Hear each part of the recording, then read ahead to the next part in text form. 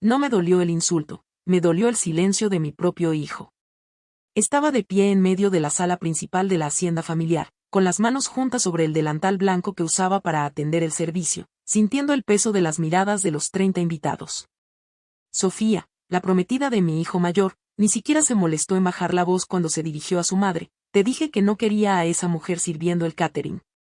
Huele a frito, es una sirvienta de pueblo y va a arruinar las fotos de la boda con esa cara de cansada.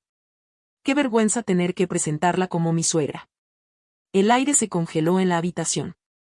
Busqué los ojos de mi hijo Mateo, esperando el rugido de defensa que cualquier madre espera de un hijo al que crió sola cocinando para medio pueblo. Pero Mateo bajó la cabeza, ajustándose el puño de su camisa de marca, y guardó silencio. Fue entonces cuando un golpe seco resonó contra el suelo de madera. El bastón de madera de nogal de mi abuelo Tomás, el patriarca de 86 años de la familia, dictó sentencia antes de que nadie pudiera respirar. Y esta boda se cancela en este mismo segundo, rugió el viejo, poniéndose de pie con una firmeza que no le veíamos en años, y todos los presentes en esta sala se me van largando de mi propiedad ahora mismo. Me llamo Elena.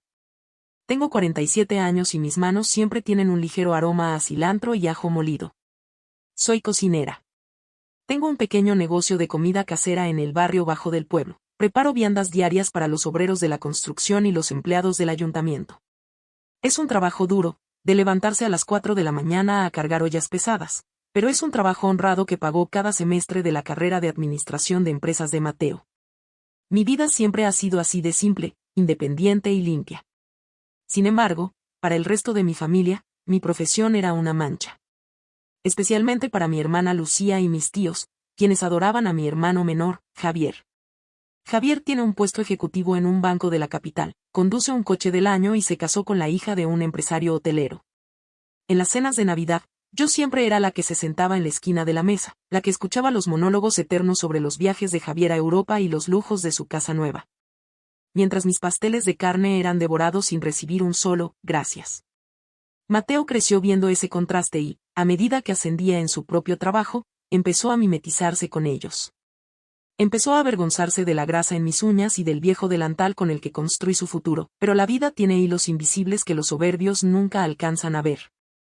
3 semanas antes del desastre de la fiesta de compromiso, mi abuelo Tomás me llamó a su casa a altas horas de la noche. Fui asustada, pensando que se trataba de un ataque al corazón, pero lo encontré sentado en su escritorio de roble con un maletín de cuero negro. El abuelo Tomás era un hombre huraño, dueño de casi la mitad de los terrenos agrícolas de la región y de la enorme hacienda donde la familia celebraba sus mayores lujos. Pero siempre se mantuvo al margen de las presunciones de sus hijos. Esa noche me tomó de las manos, sus palmas estaban tan ásperas como las mías. Nos subimos a su camioneta vieja y me llevó al centro de la ciudad, directamente a la oficina de su notario de toda la vida, que nos esperaba a puerta cerrada. Tus hermanos y tus tíos ya se están repartiendo mis tierras como buitres, Elena, me dijo mirándome a los ojos bajo la luz fluorescente de la notaría. Y creen que porque no hablas, no vales. No saben que tú eres la única que tiene mi misma sangre trabajadora. Esa noche, bajo una manta de absoluto secreto y confianza, firmé una serie de escrituras públicas. El abuelo me heredó en vida la propiedad absoluta de la hacienda familiar, los terrenos de cultivo y las cuentas bancarias principales. Legalmente, todo lo que la familia usaba para presumir ya no les pertenecía, era mío. Y no les digas nada, me pidió el viejo con una sonrisa cansada. Y deja que ellos solos muestren el cobre. El secreto se mantuvo intacto hasta que sonó mi teléfono una semana después. Era mi madre.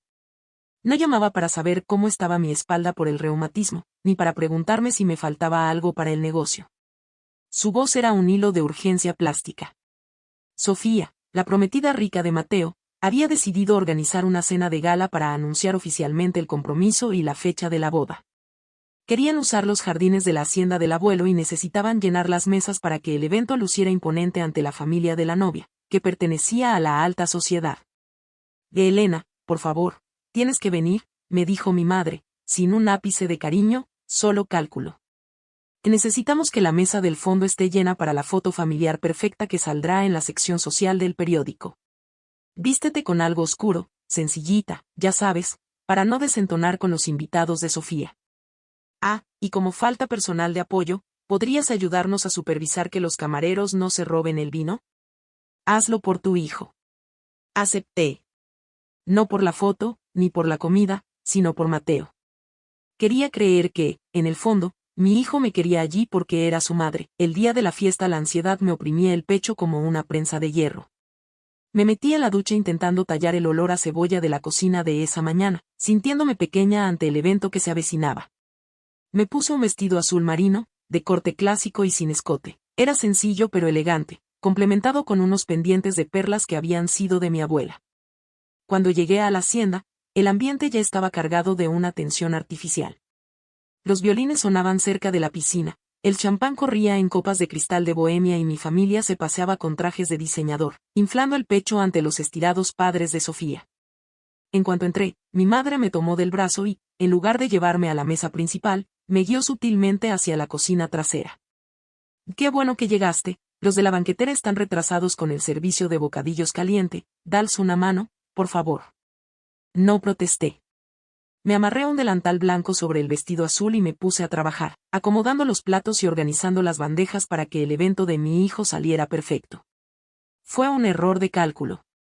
Media hora después, salí al salón principal cargando una bandeja que los meseros no daban abasto a retirar.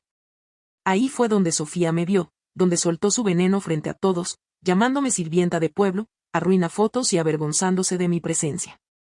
Ahí fue donde Mateo cayó, bajando la cabeza, rompiéndome el corazón en 1000 pedazos, y ahí fue donde el bastón del abuelo Tomás golpeó el suelo, rompiendo el hechizo de la hipocresía. Tras el grito del viejo cancelando la boda, el silencio que quedó en la sala era tan denso que se podía cortar con un cuchillo. Sofía soltó una carcajada nerviosa, acomodándose el cabello. «Don Tomás, por favor, no sea ridículo. Usted no puede cancelar nuestra boda. Este evento lo pagaron mis padres y estamos en su propiedad, respete a mis invitados». El abuelo caminó despacio, apoyándose en su bastón, hasta quedar frente a ella y frente a mi hijo Mateo, que seguía estático, pálido como un muerto. El viejo sacó del bolsillo interior de su saco un fajo de documentos sellados y los arrojó sobre la mesa principal, justo encima del pastel de bodas. «Esta ya no es mi propiedad, señorita», dijo el abuelo, con una voz que retumbó en las paredes de piedra de la hacienda. «Y ustedes no están pagando nada aquí porque no les he rentado este lugar. Todo lo que ven aquí, las tierras donde caminan, los muros que los cubren y el dinero que sus suegros creen que Mateo va a heredar, le pertenece legalmente a la mujer que acabas de insultar. A la sirvienta de pueblo. A la madre de este cobarde». Mi madre soltó un grito ahogado. Mi hermano Javier se acercó rápidamente a la mesa, abriendo los papeles con manos temblorosas. Al ver el sello de la notaría y mi nombre escrito en letras de molde doradas como la única y absoluta heredera universal de todos los bienes de la familia, el color desapareció por completo de su rostro. Miró a su esposa, luego a mi madre y finalmente a mí, con los ojos desorbitados por el terror de quedarse en la calle. Sofía miró los papeles y luego miró a Mateo, buscando una explicación. Pero Mateo solo me miraba a mí.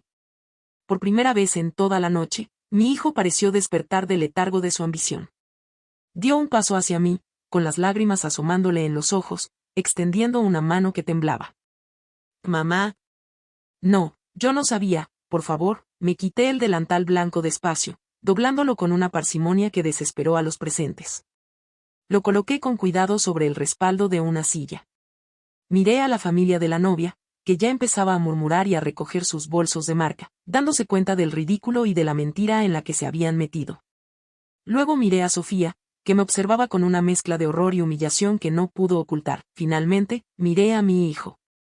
El dolor de su silencio anterior se transformó en una fría y absoluta claridad dentro de mi pecho. Ya no era la cocinera sumisa que agachaba la cabeza en las cenas de Navidad.